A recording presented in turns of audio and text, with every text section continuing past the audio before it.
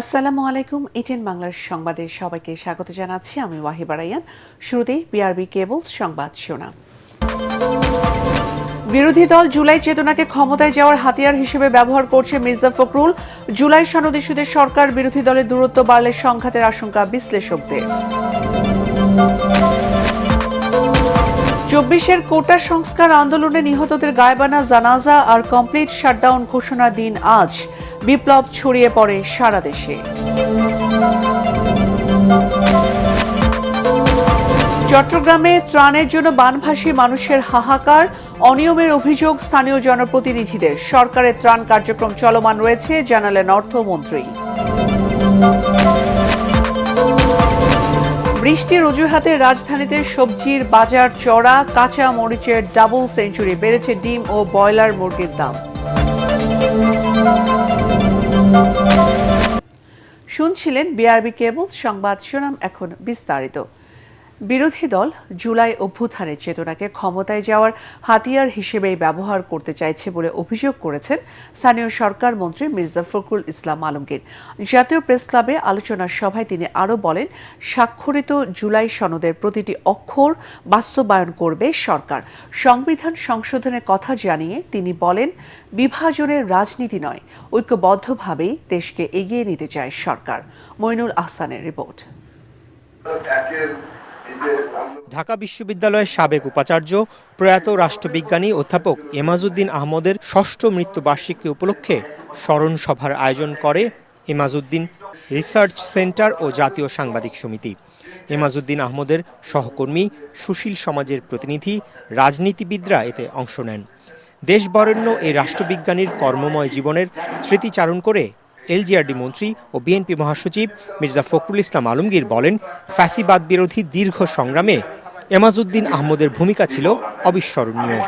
LGRD মন্ত্রী বলেন, জুলাই সনদ আর সংবিধান সংস্কারের নামে জনগণকে বিভ্রান্ত করতে চাইছে বিরোধী দল। এখানে সম্পূর্ণভাবে ভুল ব্যাখ্যা দেওয়া হচ্ছে যে আমরা জুলাই সনদ বাস্তবায়ন করতেছি না। আমরা জুলাই সনদ বাস্তবায়ন প্রত্যেকটি অক্ষর আমরা পালন করব। এটা হচ্ছে আমাদের কমিটমেন্ট। সংস্কার এই দেশে কারা এনেছে? বিএনপি এনেছে। একদলীয় শাসন ব্যবস্থা থেকে বহুদলীয় গণতন্ত্রের বিএনপি নিয়ে এসেছে। বিরোধী দলে যারা আছেন তারা অনেকে বিভিন্ন রকম মুখরোচক কথা বলে আপনার জনগণকে আপনার উত্তেজিত করবার চেষ্টা করছেন। ক্ষমতায় যাওয়ার জন্য এই জুলাইকে তারা ব্যবহার করতে চায়। আমরা কিন্তু চাই না যে জুলাই শুধু ক্ষমতার যাওয়ার জন্য আরেকটা হাতিয়ারই পরিণত হোক। বিভাজনের রাজনীতি নয়, প্রধানমন্ত্রী তারেক রহমান সবাইকে নিয়ে দেশকে গড়ে তোলার জন্য কাজ করছেন বলে জানান মির্জা ফখরুল। 24-এ আমরা ফ্যাসিবাদের বিরুদ্ধে চূড়ান্ত লড়াই লড়ে আমরা ফ্যাসিবাদ মুক্ত হয়েছি, একটা গণতান্ত্রিক পরিবেশ সৃষ্টি হয়েছে। সবাই মিলে আমরা এটাকে আজকে সেই জায়গায় নিয়ে যেতে পারি। অত্যন্ত জটিল, এত সহজেই এতগুলো ক্লেদ চলে যাবে না। এই এত সহজেই আমরা মুহূর্তের মধ্যে সমস্ত কিছুকে সুন্দর করে ফেলতে পারবো না, কিন্তু ধৈর্যের মধ্যে ধরে আমাদেরকে এগিয়ে যেতে হবে। বক্তারা বলেন, ব্যক্তি বা দলীয় স্বার্থকে বড় করে না দেখে জাতীয় স্বার্থে সবাইকে একসাথে কাজ করতে হবে। মইনুল আহসান, এটিএন বাংলা, ঢাকা। জুলাই সনদের আলোকে সংবিধান সংশোধন বা সংস্কার ইস্যুতে সরকার এবং বিরোধী দলকে দ্রুত ঐক্যে আসার পরামর্শ দিয়েছেন বিশ্লেষকরা। তারা বলছেন, সনদ বাস্তবায়ন নিয়ে দূরত্ব তৈরি হলে দেশে আরও বড় ধরনের সংঘাতে মুখোমুখি হতে পারে, যার পুরো সুফল পাবে তাদের প্রতিদ্বন্দ্বীরা। উদ্ভূত পরিস্থিতি এড়াতে সরকার ও বিরোধী দলকে জরুরি ভিত্তিতে সংলাপে বসারও তাগিদ দিয়েছেন বিশ্লেষকরা। ইমদাদুল্লাহ বাবু রিপোর্ট। সমস্ত রাজনৈতিক নেতা একসঙ্গে হয়ে গণভোটের রায় অনুযায়ী জুলাই সনদের আলোকে চলছে রাষ্ট্র সংস্কার ও সংবিধান সংশোধনের তোড়জোড়। তবে এই প্রক্রিয়ার শুরুতেই দেখা দিয়েছে ভিন্নমত। এরই মধ্যে জাতীয় সংসদে 17 সদস্যের সংবিধান সংশোধন সংক্রান্ত বিশেষ কমিটি ঘোষণা করেছে সরকারি দল। সংবিধানের 18তম সংশোধনীর আগে অংশীজনদের সাথে আলোচনা করে সংসদে প্রতিবেদন দেবে এই কমিটি, যার তীব্র বিরোধিতা করেছে জামায়াত নেতৃত্বাধীন 11 দলীয় জোট। বিরোধী জোটের দাবি, একটি নিরপেক্ষ সংবিধান সংস্কার পরিষদ গঠন করে তার মাধ্যমেই করতে হবে সংবিধানের আমূল পরিবর্তন। অন্যদিকে সরকারি দলের দাবি, বিরোধীদের এই ধারণা সম্পূর্ণ অসাংবিধানিক। বিশ্লেষকরা বলছেন, সংবিধান সংস্কারের পদ্ধতি ও বাস্তবায়ন নিয়ে প্রধান দলগুলোর মধ্যে সমঝোতা না হলে দেশ পড়তে পারে দীর্ঘমেয়াদী সংকটে। এখানে সরকার যে উদ্যোগ নিয়েছে এটা হলো বিপ্লবী সরকার না বিধায় বিরোধী দল যে চিন্তা করছে সেটা হলো বিপ্লবী সরকারের চিন্তাটা করছে। জোর করে নির্বাচিত সরকার দিয়ে বিপ্লবী চিন্তা বাস্তবায়ন করতে যাওয়াটা কতটা টেকসই হবে সেটা কিন্তু বিরোধী দলের ভাবা দরকার। সংসদের যে কমিটি গঠন করা হয়েছে পিপলদের ওপিনিয়ন নিবে, এক্সপার্ট ওপিনিয়ন নিয়ে সংবিধানের দ্বারা তারা সংযোজন করবে। এই ক্ষমতাটা কিন্তু সংসদকে দেয়া হয় না, কারণ এই সংসদটা এসেছে জুলাই আন্দোলনের পরবর্তী কনসেনসাসের ভিত্তিতে। It is not regular government. Regular government যদি হয় তাহলে কিন্তু শেখ হাসিনাকে প্রধানমন্ত্রী মানতে হবে, ওই সংসদের মেয়াদ শেষ হওয়ার পরে ইলেকশন দিতে হবে। গভর্নমেন্ট তো এখানে ডুয়েল পলিসি অবলম্বন করছে, তাহলে বোঝা যাচ্ছে যে সরকার ইটসেলফ কিন্তু রাজনীতিটাকে সংঘাতের দিকে নিয়ে যাচ্ছে।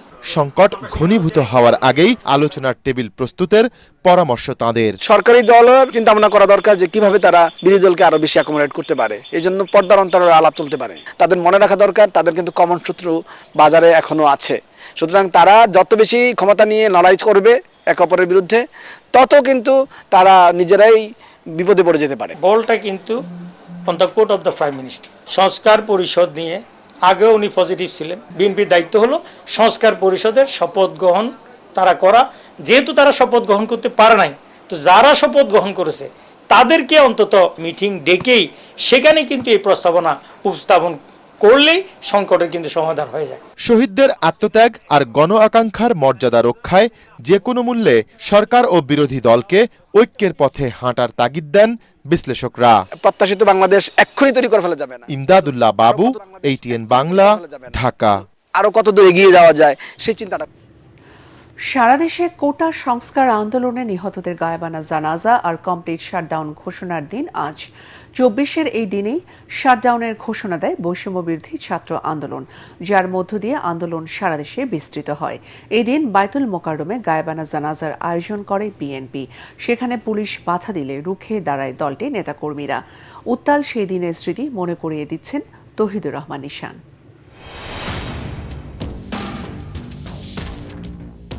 আবু সাঈদ ওয়াসিম সহ 6 জনের মৃত্যু, ছাত্রলীগ এবং আওয়ামী লীগের হামলা। এরপর আন্দোলন আর শুধু কোটা সংস্কারের মধ্যে সীমাবদ্ধ থাকেনি। শহীদদের খুনের বিচারে সারা দেশের শিক্ষার্থীরা বিক্ষুব্ধ হয়ে ওঠে। 17 জুলাই ভোরে আন্দোলনকারীরা ঢাকা বিশ্ববিদ্যালয় সহ বিভিন্ন হল এবং ক্যাম্পাস থেকে ছাত্রলীগের নেতাকর্মীদের তাড়িয়ে বিশ্ববিদ্যালয়কে রাজনীতিমুক্ত করার ঘোষণা দেয়। এর পরপরই বিশ্ববিদ্যালয় কর্তৃপক্ষ ক্যাম্পাসকে বন্ধ ঘোষণা করে শিক্ষার্থীদের হল খালি করার নির্দেশ দেয়।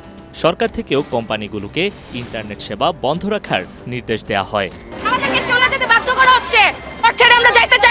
এদিকে নিহতদের মাগফিরাত কামনায় 17 জুলাই ঢাকা বিশ্ববিদ্যালয়ের রাজু ভাস্কর্যের সামনে গায়েবানা জানাজার আয়োজন করে বৈষম্য বিরোধী ছাত্র আন্দোলন। এর আগেই পুলিশ টিয়ার গ্যাস ও সাউন্ড গ্রেনেড নিক্ষেপ করে শিক্ষার্থীদের ছত্রভঙ্গ করে দেয়। আমাদেরকে ট্রান্সফার করে মারা নিতে হবে, অথবা বিসি স্যার আসবে, বিসি স্যার আইসা উনার সন্তানদেরকে এইভাবে নির্যাতন করা হয়েছে এটার সমাধান উনি দিবে। এত ক্যাম্পাসে থাকার জন্য আসলে বের হয়ে যাচ্ছিলাম, তারা ইচ্ছা করে পরিস্থিতি অস্থিতিশীল করতে চায়। সারা দেশের চিত্রটা ছিল সেদিন এমনই। পুলিশের সাথে শিক্ষার্থীদের বিরুদ্ধে একযোগে কাজ করে ছাত্রলীগ, যুবলীগ সহ আওয়ামী লীগের বিভিন্ন অঙ্গ সংগঠনের নেতাকর্মীরা। হামলা থেকে বাদ যায়নি দেশের অন্যতম বৃহৎ রাজনৈতিক দল বিএনপিও।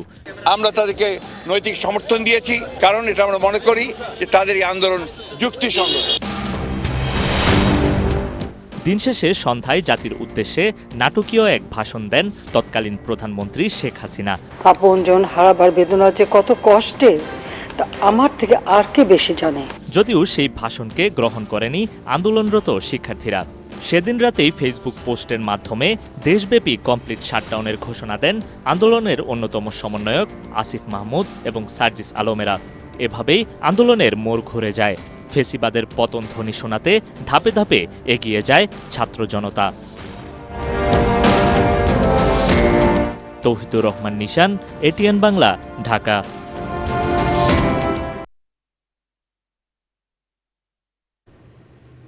সরকারি বেসরকারি কোনো ধরনের ত্রাণ সহায়তা পাচ্ছে না দক্ষিণ চট্টগ্রামের বানভাসী মানুষ। স্মরণকালের ভয়াবহ বন্যায় যখন হাজার হাজার পরিবার অনাহারে দিন কাটাচ্ছেন, তখন ত্রাণ বিতরণে চরম অনিয়মের অভিযোগ করেছেন সাতকানিয়া ও বাঁশখালীর স্থানীয় জনপ্রতিনিধিরা। এদিকে বন্যার কারণে চট্টগ্রামের মাধ্যমিক ও উচ্চ মাধ্যমিক শিক্ষা বোর্ডের এইচএসসি ও সমমানের পরীক্ষা অনির্দিষ্টকালের জন্য স্থগিত করেছে চট্টগ্রাম শিক্ষা বোর্ড। চট্টগ্রামের বন্যা কবলিত এলাকায় সরকারের ত্রাণ কার্যক্রম চলমান রয়েছে বলে জানিয়েছেন অর্থ ও পরিকল্পনা মন্ত্রী আমির খসরু মাহমুদ চৌধুরী। তিনি বলেন, পরবর্তী ধাপে ক্ষতিগ্রস্তদের পুনর্বাসন, কৃষকদের সার ও বীজ সরবরাহ এবং বন্যা পরবর্তী রোগ ব্যাধি প্রতিরোধে স্বাস্থ্য সেবা কার্যক্রমও শুরু হবে। চট্টগ্রামে বন্যা কবলিত এলাকায় ত্রাণ সহায়তা বিতরণ শেষে তিনি এসব কথা বলেন। মন্ত্রী জানায়, বন্যায় এ অঞ্চলে 7 লাখ মানুষ ক্ষতিগ্রস্ত হয়েছে। ইতোমধ্যেই 1 লাখ মানুষের মাঝে পর্যাপ্ত পরিমাণে ত্রাণ বিতরণ করা হয়েছে। ক্ষতিগ্রস্ত সড়ক দ্রুত মেরামতের জন্য সংশ্লিষ্টদের নির্দেশ দেওয়া হয়েছে। আমরা ইতিমধ্যে 40,000 পরিবারকে চাল দেওয়া হয়েছে, 75,000 পরিবারকে শুকনা চাল ডাল ইত্যাদি দেওয়া হয়েছে, প্রায় 40,000কে রান্না বান্না করে খাওয়ানো হয়েছে। এই ধারা কিন্তু অব্যাহত আছে, এটা চলতে থাকবে। এরপরে পুনর্বাসন কার্যক্রম আরম্ভ হবে। যাদের বীজ দরকার, সার দরকার ইত্যাদি ইত্যাদি যা প্রয়োজনীয় পুনর্বাসন কাজ এরপরে শুরু হয়ে যাবে। এবং স্বাস্থ্য সেবা, যেখানে অসুখ বিসুখের একটা বন্যার পরে একটা সাধারণত দেখা যায় একটা প্রকোপ দেখা যায়, সেজন্য ওষুধ বিশুদ্ধ সব প্রস্তুত আছে। গত কয়েকদিনের টানা বৃষ্টি ও সরবরাহের ঘাটতির অজুহাতে রাজধানীর কাঁচা বাজারে বেড়েছে সবজির দাম। প্রায় সব সবজির দাম কেজি প্রতি 20 থেকে 60 টাকা বেড়েছে। কাঁচা মরিচের দাম ছুঁয়েছে ডাবল সেঞ্চুরি। সরু চালের দাম কিছুটা বাড়লেও পোলাও চালের দাম এক লাফে বেড়েছে কেজিতে 40 থেকে 50 টাকা। সরবরাহ ঘাটতির অজুহাতে বেড়েছে ব্রয়লার মুরগি ও ডিমের দাম। রাষ্ট্রপতি জিয়াউর রহমান হত্যাকাণ্ডের অন্যতম অভিযুক্ত অবসরপ্রাপ্ত মেজর মোহাম্মদ মোজাফফর হোসেনকে দীর্ঘ ৪৫ বছর পর গ্রেফতারের মাধ্যমে ইতিহাসের এক অমীমাংসিত অধ্যায়ের সত্য উন্মোচনের সুবর্ণ সুযোগ তৈরি হয়েছে বলে মনে করছেন ইতিহাসবিদরা। প্রকৃত সত্য বের করতে সেনাবাহিনীকে সম্পৃক্ত করে সরকারের বিভিন্ন মন্ত্রণালয় ও সংস্থার সমন্বয়ে একটি জাতীয় তদন্ত কমিশন গঠনের প্রস্তাব তাদের।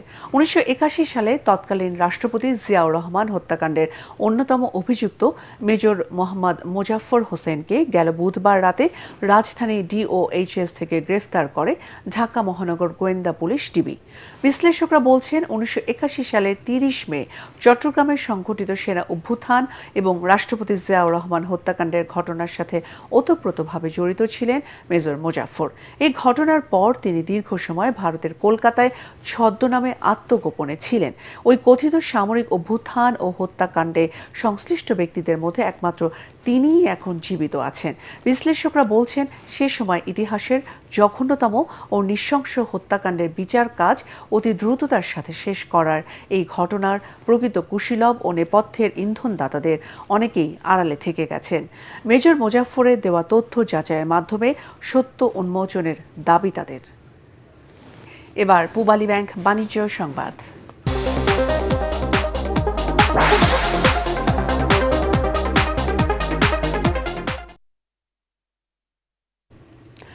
বর্ষায় সাভারের আশুলিয়ার শিমুলিয়া এবং ধামরাইয়ের কালামপুর বাজারে নৌকা তৈরি ধুম পড়েছে। নদী ও খাল বিলে পানি বাড়ায় ব্যস্ত সময় পার করছে নৌকার কারিগররা। যাতায়াত, মাছ ধরা ও নিত্যদিনের প্রয়োজনে নিম্নাঞ্চলে মানুষের কাছে এখন অন্যতম ভরসা ডিঙ্গি ও কোষা নৌকা। ব্যবসায়ীরা জানান, এসব নৌকা আকার ভেদে 4 থেকে 15,000 টাকায় বিক্রি হচ্ছে।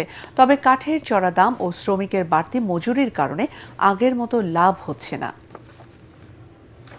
এবার খেলার খবর।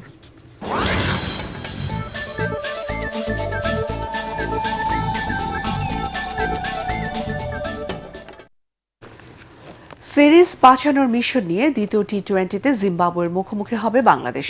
বুলাওয়েতে ম্যাচটি শুরু হবে বিকেল 4:30টায়। প্রথম টি-20তে 32 রানের হারে বাংলাদেশ, ফলে 3 ম্যাচের সিরিজে 1-0 ব্যবধানে পিছিয়ে রয়েছে সফরকারীরা।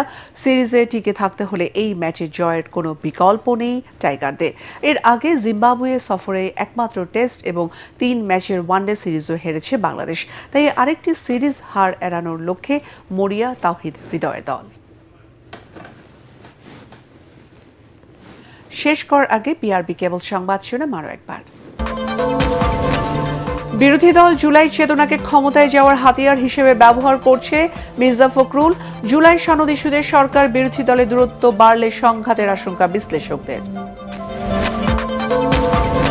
24-এর কোটা সংস্কার আন্দোলনে নিহতদের গায়বানা জানাজা আর কমপ্লিট শাটডাউন ঘোষণা দিন আজ। বিপ্লব ছড়িয়ে পড়ে সারা দেশে।